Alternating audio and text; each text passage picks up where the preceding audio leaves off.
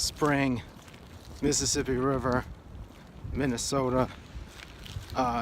It's raunchy and wet and gross and all that great stuff about melting snow and whatnot, and a lot of cars splashing, and I'm thinking about the other night.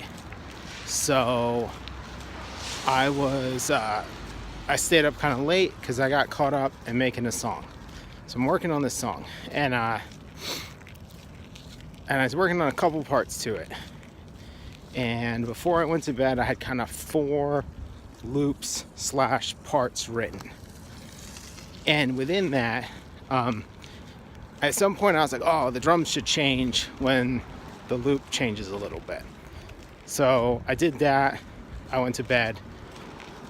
And then I got in the car the next morning and I plugged my phone into the stereo. And I was like, oh, let's listen to this thing that you wrote. Because I spent too long on it.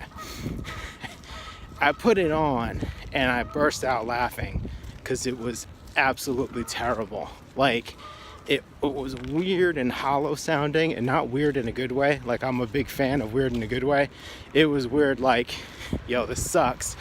And then when it switched to the next loop and the drums changed, it sounded terrible. It was awful, and it came in weird. Like, just everything about it sucked. And I just sat in the car laughing. I actually kept listening to it because it was so bad that it was worth listening to more than once.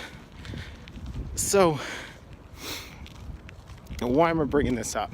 A healthy habit that I've picked up in the last few years that was not part of my creative mindset for most of my life is I treat everything like it's research. So if I make something bad, like back in the day, if I had done the same thing, there's a train, sorry. If I had done the same thing like in 2008, I stayed up kind of late working on this thing. I spent too long on it, and then I listened to it and it was garbage. I would have been like bummed out and demoralized. I would have been annoyed at myself for staying up too late, especially to make something crappy. And whoa, motorbike scared the shit out of me. Okay, so like I would have got bummed out about it. I would have been like, oh, you stupid ass, like why'd you stay up so late, why'd you waste all the time on this? Just like a lot of different nonsense would have crept up in my head. And instead I laughed about it. And I guess the reason that I laughed is that I really do at this point view every time I'm working, I have kind of 2 aims. I want to make sure that I'm enjoying what I'm doing. So if I'm staying up too late, that to me is actually a fantastic sign. That to me says, I've gone the wrong way. That says you're doing exactly what you're supposed to be doing if you're so engrossed in that activity that you're staying up too late.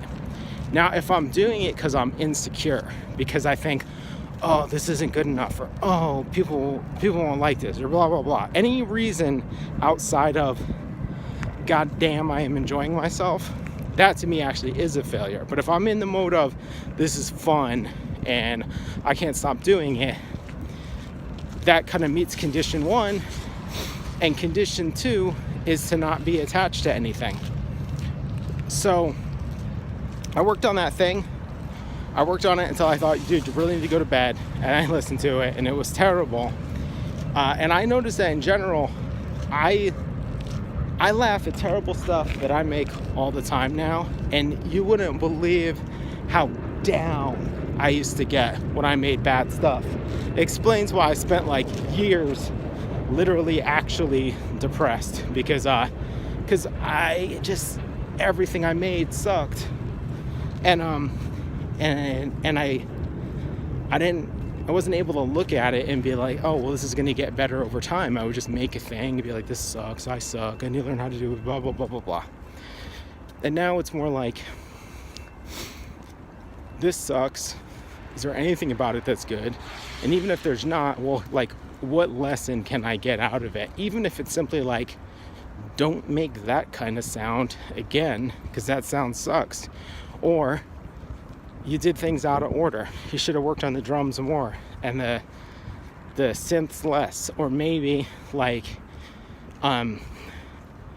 it needs a stronger foundation, but something like that. But like just within making that little bit of music that sucked, because it was really like just 2 4-bar loops.